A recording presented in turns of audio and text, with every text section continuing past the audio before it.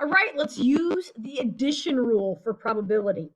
Now, sometimes when you're doing using addition or just really finding probability in general, you can use contingency tables or something else. But for this video, we're going to use the rule. So first, let's review what probability is. So in Becky terms, before finding the probability of an event, that means on the top, we're going to have the number of times the event that we want is in the top total over the total number of possible events. So it's what we want over the total. All right, so first things first, let's just talk kind of in general. Let's consider 9 colored numbers. We have 4 red numbers, 2, 4, 6, and 8, and 5 black numbers, 3, 4, 5, 6, 7. So just by looking at this, right, the probability of picking a 4 or a red number. Well, here's a 4, and these are red. So there are 5 of those out of 9 total, right? Because we have 4 red numbers, and then the black 4 would be included. So that's 5 numbers that we want to happen out of the 9 total numbers, because there are 4 red, 5 black, so that's 9 total. Now, okay, so let's, wrong button, get rid of the, okay, great. The second part, probability of picking a number that is 4 and black. Now, there's only one number here that is 4 and black, and so that would be a 1 out of 9. So I just want to kind of first show the difference between or and, right? If it's and 4 and black, it has to be both a black number and the number 4. It's very specific. Okay, now let's get into the formula. So the addition rule there at the top is dealing with or. So when we have the or, probability of A or B, that's where we get into adding.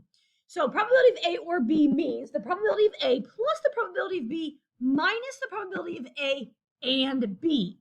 Now, one thing I want to throw out right now is that you won't always have an overlap. You won't always have A and B.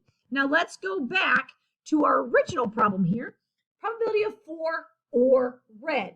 Now, if we would do this the addition rule way, probability of A, which is the probability of pulling a 4, we have 2 4s, so 2 out of 9. Then we would add the probability of a red number, and there are 4 red numbers, and then 4 and red. Well, there's 1, 4 and red, so we would subtract 1/9 because there's 1 of them. So that gives us 2 plus 4 minus 1 is 5, 5/9, the same answer we came up with before. Okay, now the reason we have to subtract is because when we talked about 4s, we counted both of these. And then when we talked about red numbers, we talked about these 4. You'll notice that the red 4 was counted twice. And that is why we have to subtract the and, because the and is the overlap. Okay, let's do a couple problems. Students are signing up for fall classes. If a student is selected at random, the probabilities that they take certain classes is given. Is calculus only at 0.17, biology only 0.21, calc and biology is 0.04. So what is the probability of calc or biology?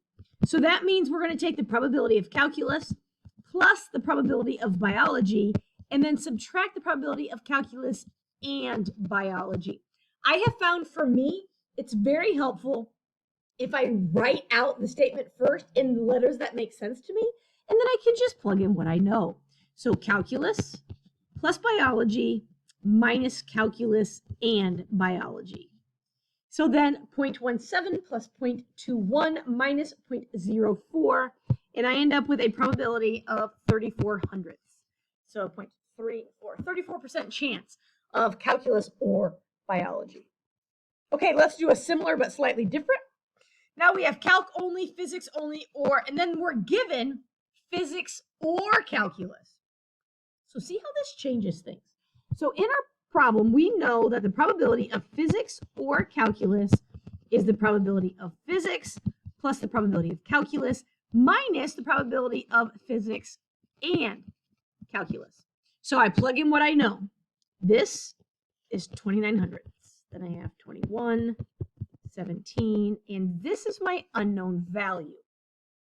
Okay, let me get a new sheet here. So my formula, 29, 21, 17, and my unknown value, right? So, ooh, that's a minus sign. Okay, great. There it is. Okay, so now we're solving an equation. So recall that on this side we can add these together. So we get 0.38. Now we want to isolate our variable. So we're going to subtract the decimal,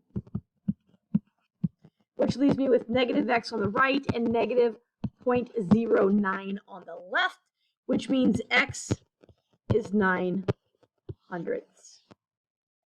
Okay. And I've got one more. So everything we've done so far, there's been an overlap, and I said you won't always.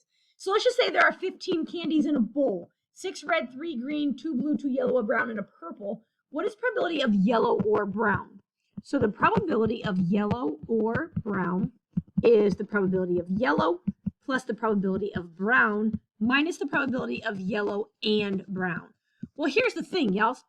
If these candies are separate, right? So yellow, so I have 2 out of 15, and brown is 1 out of 15. There are no yellow and brown. They're separate colors. So this just gives me an answer of 3 out of 15, which does reduce to 1/5. And that, my friends, is the addition rule with probability.